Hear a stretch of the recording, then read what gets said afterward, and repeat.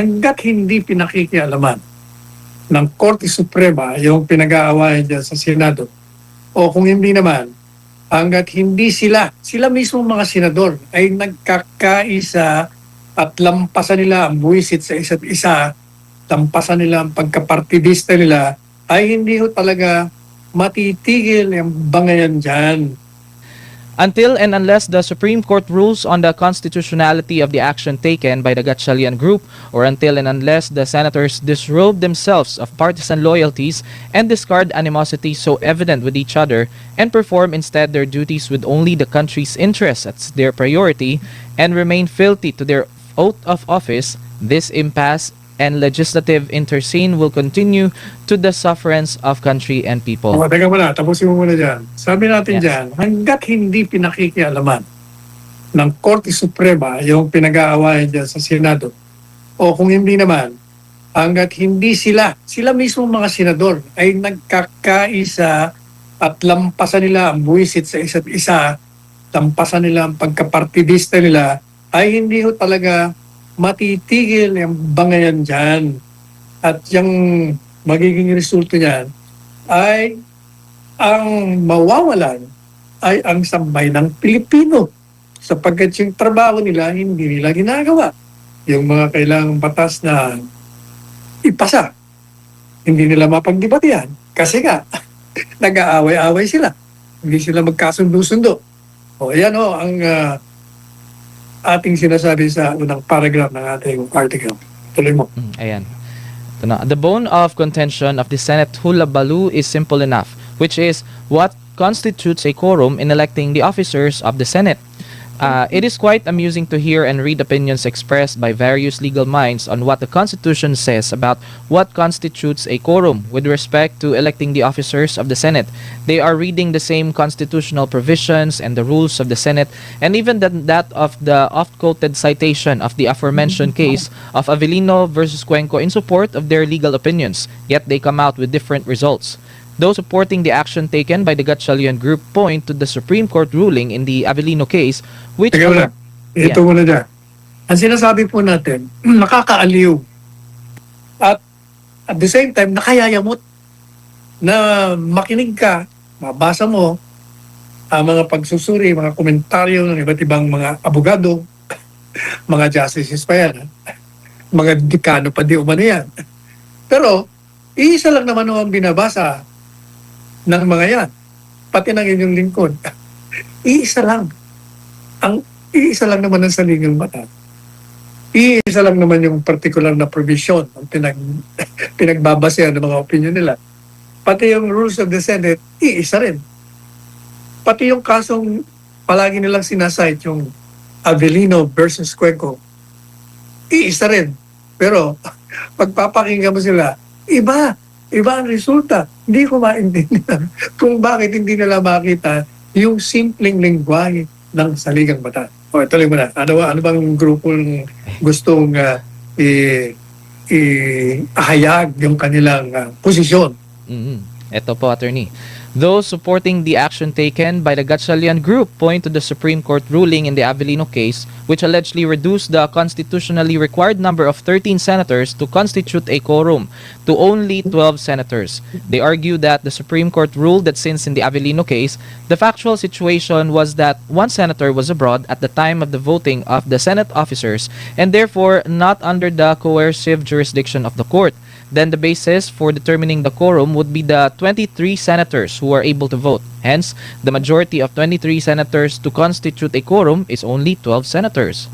The proffered argumentation is flawed and the invocation of the Avellino versus Cuenco case is wrong. Wow, tigil-tigil ka na niya. Yes. Yan ang mga sumusuporta doon sa sinasabi nilang ang dapat na bilang ng boboto sa mga opisyalis ng Senado ay palagi nilang tinutukoy yung Avellino versus Cuenco.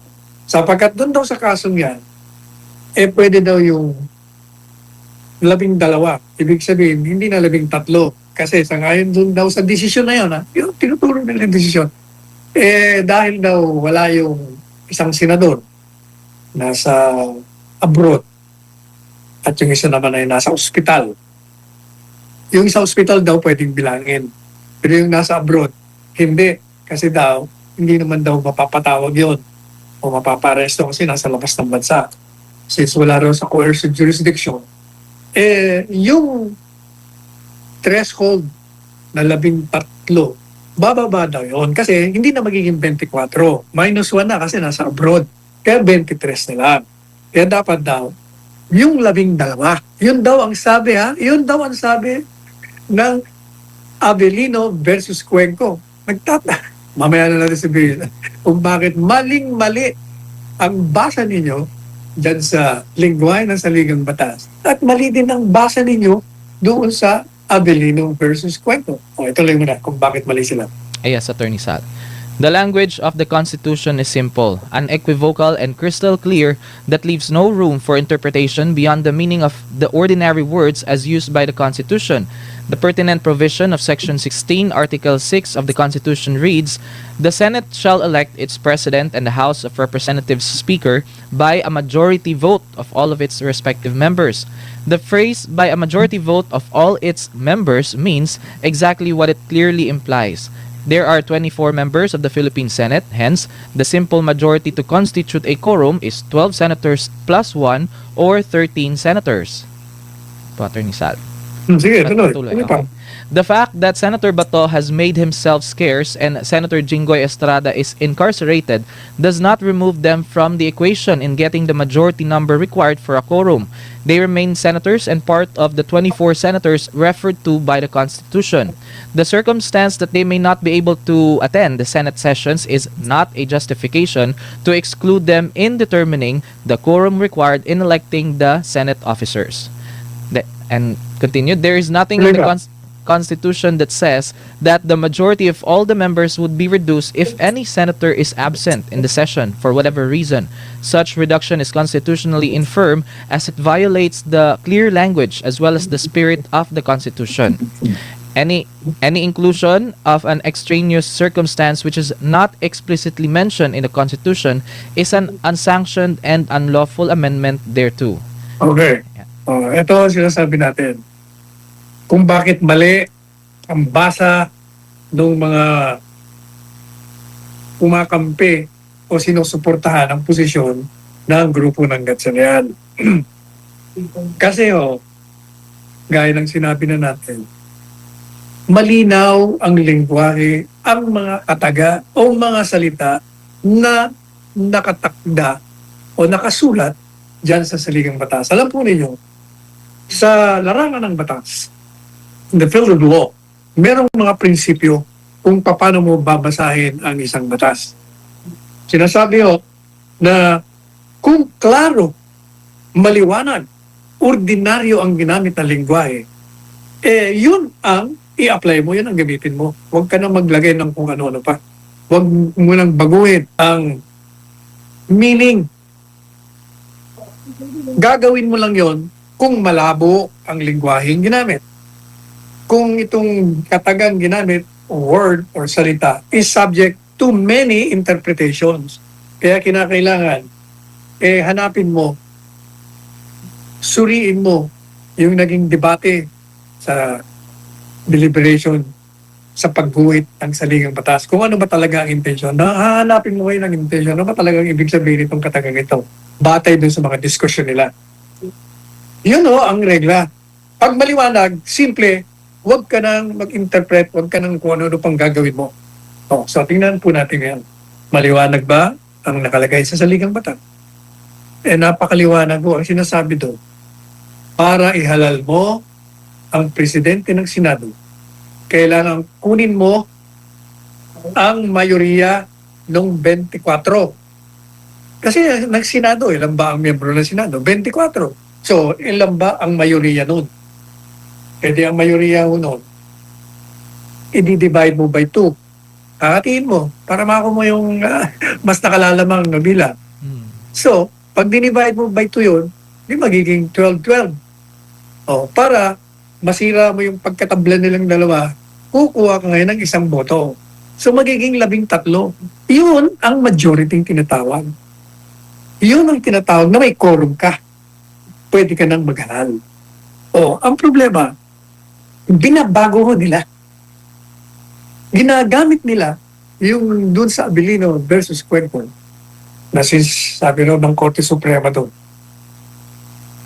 wala yung isa, nasa abroad, wala sa under coercive jurisdiction. Bakit daw sinasabi nilang wala sa coercive jurisdiction? Kasi ang regla ho dyan sa Senado, pag absent ka, kahit nandiyan ka sa loob ng Senado, pero wala ka doon sa session, pwede kang ipatawag. Kung ayaw mo, paparesto ka para magkaroon ng quorum doon. Since hindi naman daw nila pwedeng patawagin yung nasa abroad. Kaya, ibababa natin yung threshold. Gagawin na lang natin ng 23. Kaya, ang majority doon, magiging 12. Yun ang sinasabi nila. Ayan. Kaya ginagamit nila ngayon yun. Lalong-lalo na dahil wala daw si Bato. Pero nandito si Bato. Dahil wala naman silang sinasabing nasa abroad eh. Wala namang ebidensya na lumipad. Nasa Pilipinas pa. Sinasabi nila, nakakulong naman si ano. Pero hindi naman sa Pilipinas. So hindi mag-a-apply yung sinasabi lang, wala tayong coercive jurisdiction. Pero ituloy mo. Yes, Attorney. The citation of the Avellino case in support of the theory that 12 senators constitute a quorum is grossly erroneous and laced with political partisan agenda. The voting on the question of quorum was evenly divided. 4 justices said that 12 senators are constitutionally permissible if a senator is outside of the country and beyond the reach of the Senate to compel attendance, while the other 4 justices ruled that 13 senators are required to constitute a quorum as mandated by the Constitution. There is therefore no definitive ruling on that legal issue, hence inappropriate to apply it in the present Senate deadlock. Quoted hereunder is a portion of the decision in the Avellino versus Cuenco case penned by the late Justice Manuel Vicente Moran, which should be illuminating. The situation now in this court is this. There are 4 members who believe there was no quorum in respondent's election as against 4 other members who believe that there was such quorum. 2 members declined to render their opinion on the matter because of their refusal to assume jurisdiction, and 1 member is absent from the Philippines. Thus, the question of whether or not the respondent has been legally elected is, to say the least, doubtful in this court under the present conditions. This doubt, which taints the validity of all the laws, resolutions, and other measures that the Cuenco Group has passed and may pass in the future, can easily be dispelled by them by convening a session wherein 13 senators are present and by reiterating therein all that has been previously done by them. This is a suggestion coming from a humble citizen who is watching with a happy heart the movements of this gallant group of prominent leaders campaigning for a clean and honest government in this dear country of ours.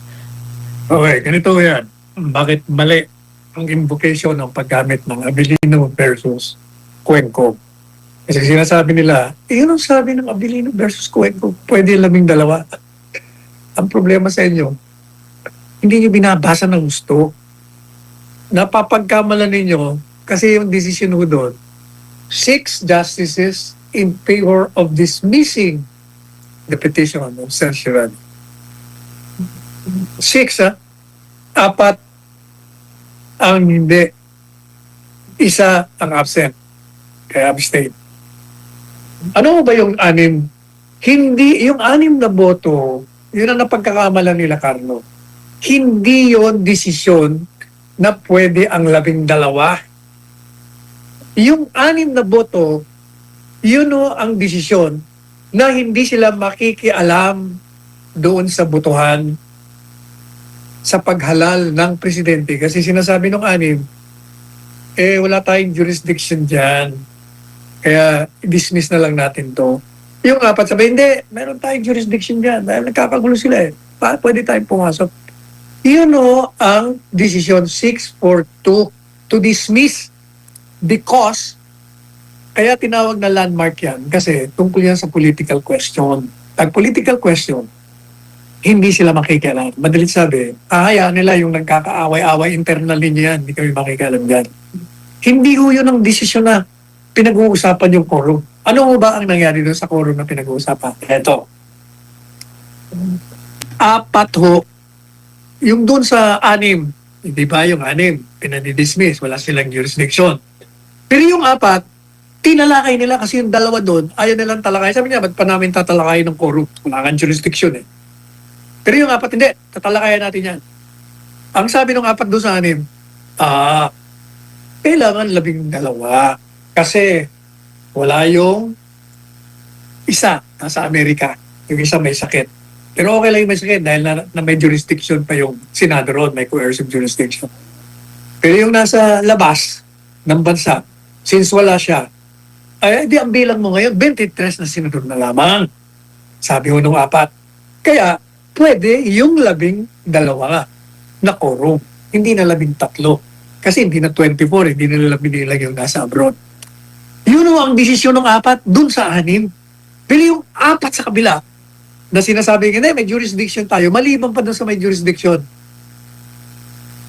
ang apat o ang hukuman, tinalakay din yun nila ang quorum. Sabi nila, hindi, mali yan.